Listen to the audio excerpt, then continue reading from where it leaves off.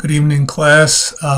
Good evening. I've decided after reviewing all of the comments and various things that happened this week, it might be useful to do the concluding comments through this video. I've written out most of it anyway, so perhaps I'll post it as well.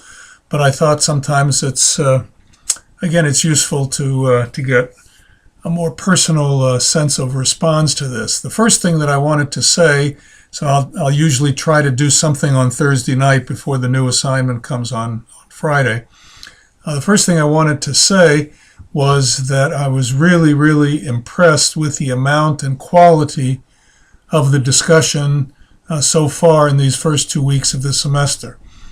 You all just jumped right in, got to it without a lot of my gently opening up the world of Maimonides, without a whole lot of introductions to all these materials. And you all raised very important issues, and your post demonstrated that you had a good understanding of the material as well. Those areas that you found a bit confusing were in fact confusing, and I find them confusing too. Those areas that you saw that didn't really follow or were not so clear, in fact, didn't follow and weren't so clear, and I find it that way as well. So my sense is that you made a great beginning, and I hope we'll be able to continue this way throughout the semester. Just keep up the good work. So some general comments now on the conversation up until now and the discussion and various things that you've raised and that I've raised to sort of offer a summary and conclusion to this first couple of weeks. If we look at the different sections and the issues that you raised there, we can see that there were questions about written and oral Torah and what they meant, particularly oral Torah. Since this book is about oral Torah and specifically about the Mishnah, it's clear why he would spend so much time on oral Torah. You also were wondering about his preoccupation with prophecy, and particularly about the false prophet, also about what about the true prophet. As we get into the Mishnah Torah and others of his writings, we will see that he has much more positive things to say about the true prophet in those places. But in this book, his discussion is rather weighted, at least in my view, in disparaging the prophet in terms of his inability to interpret the law and the difficulty in proving his authenticity, even after he has proved himself. What can he do? So why does he spend so much time on prophecy here? One suggestion that was made in the discussion was that there were a lot of false prophets around, and he wanted to warn people against them. I would agree with this position and take it a little farther. When the people are oppressed and beaten down, they're always looking for a savior, someone who will rescue them from the difficult situation that they find themselves in. Any charismatic leader who may promise them deliverance from suffering and wonderful riches in the future will be able to convince them to follow them. Maimonides is quite fierce in saying that one should not listen to such a prophet. The prophet in this view is juxtaposed to the sage. The prophet relies on the supernatural and the sage relies on reason, deductive reasoning. It's very dangerous to rely on the supernatural. There is no way to control what comes through miracles and visions. Rambam is indeed scared of that. And so we are told not to listen to a prophet who tells us not to listen to the Torah or to observe a different set of rules. His position is one which places a premium on stability and continuity. The Torah of Moses is passed down from generation to generation, is not ever to be abrogated. You should know as well that I have a lot of interest in the question of prophecy and prophecy in Rambam. I dealt with it for many years, even in my doctoral dissertation. And last semester, I taught a course called Prophecy in Jewish Thought, and we spent a good bit of time on prophecy. So we're not finished with prophecy at all, not by a long shot. In the next section, we are confronted with Rambam's dividing oral Torah into 5 categories. The most difficult one to figure out is number 3. If there are disputes about these interpretations, are they considered deoraita or d'Rabbanan, as we've talked about in the discussion, Are they passed down by Moses at Sinai or not? In the Harris essay, which I hope some of you read, he seems to say that the methods of oral interpretation, like Rabbi Ishmael's 13 principles that some of you were asking about, are not part of Torah Misinai. And thus whatever decisions are made in the third category are actually the halakha that was sort of passed down from Moses on Sinai. These rabbis ultimately came to that conclusion through reasoning, but they were also passed down, as in the first category.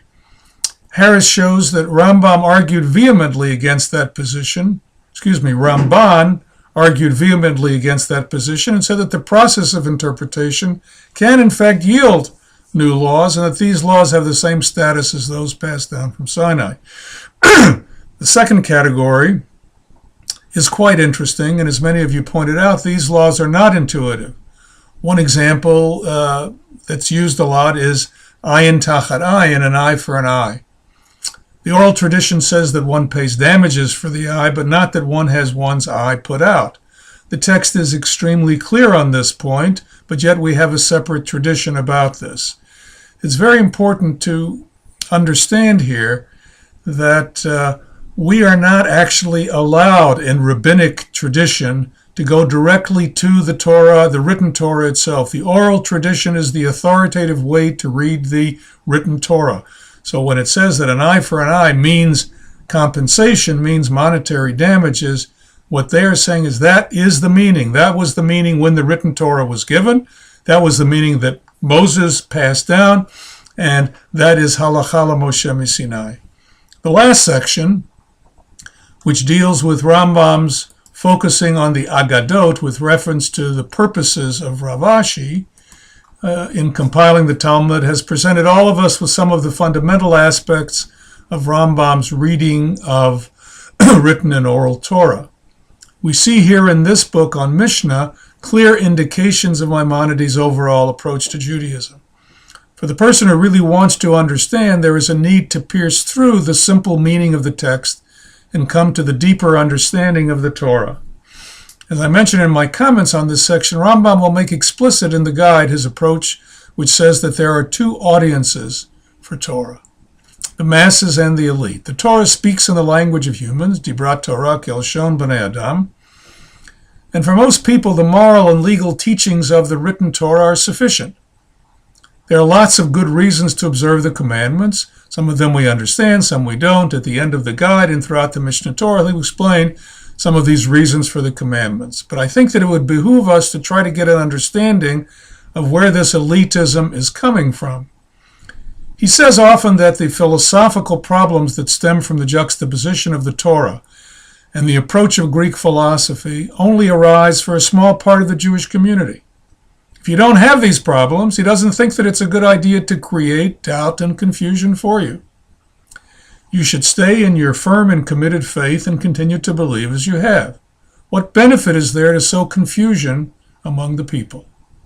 If you are the kind of person who tends to question and to have doubts and to see challenges to Judaism from philosophy and science, then he would want to work with you to help you understand the deeper meanings found in Torah, which actually point to philosophy, not away from it.